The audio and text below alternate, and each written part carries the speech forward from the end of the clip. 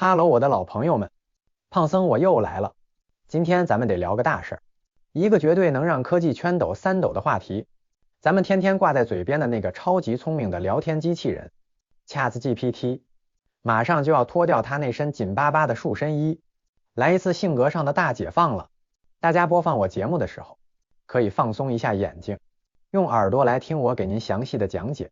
你没听错，它的创造者，那个叫 OpenAI 的公司，也就是一群站在人工智能金字塔尖上的大脑袋们，他们的大老板，一个叫萨姆·奥尔特曼的大佬，亲自在社交媒体上放出了这个消息。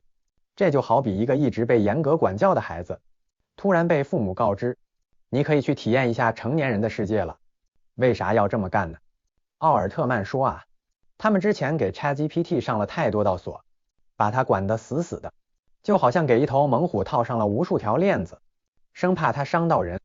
尤其是在心理健康这种特别敏感的话题上，他们走的是小心翼翼，如履薄冰。这种谨慎当然是好事，咱们得承认，毕竟技术的发展不能以伤害人为代价。但问题也来了，这种过度保护让 ChatGPT 在跟我们这些普通用户聊天的时候，显得有点束手束脚，甚至有点呆板无趣，就像一个只会背标准答案的好学生，虽然不会犯错，但也缺少了那么点灵气和人情味儿。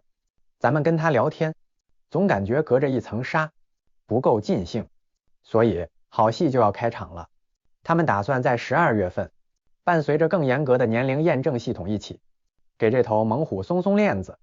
这背后藏着一个很重要的原则，那就是把成年人当作成年人来对待。这句话听起来简单，但做起来可不一般。而这次松绑最劲爆的内容，莫过于要为那些通过了身份验证的成年用户，开放所谓的情色内容。没错，就是你想的那个意思。这一下就像往平静的湖面扔下了一颗深水炸弹，激起的浪花可不小。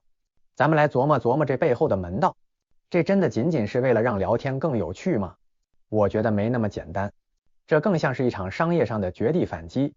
你想啊，现在市面上的 AI 模型那可是百花齐放，争奇斗艳，有些竞争对手在内容限制上可比 ChatGPT 宽松多了。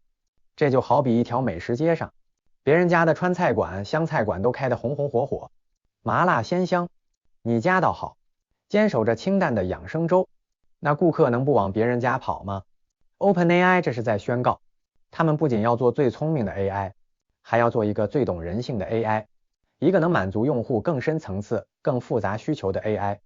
当然了，这一步棋走的是既大胆又凶险，简直就是在刀尖上跳舞。他推开了一扇自由的大门，但门后面是什么？是鸟语花香的花园，还是关着猛兽的牢笼？现在谁也说不好。那个所谓的成年人验证，听起来很美好，但它真的能成为一道坚不可摧的防火墙吗？在网络世界里，年龄似乎总是一个可以被轻易伪造的数字。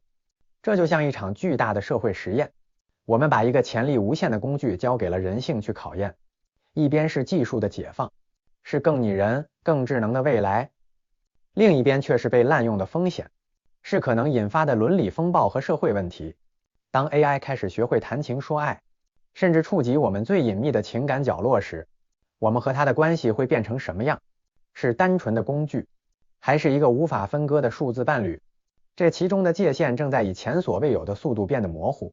这不仅仅是一次技术更新，这更像是一次对我们整个社会伦理观念的深刻拷问。它逼着我们去思考，在人工智能时代，我们到底该如何自处？这世界变得太快了，朋友们，咱们真是亲眼见证着历史一页页翻过，未来究竟是怎样一幅图景？真是让人既期待又有点小小的担忧啊。好了，我今天就讲到这里，谢谢各位。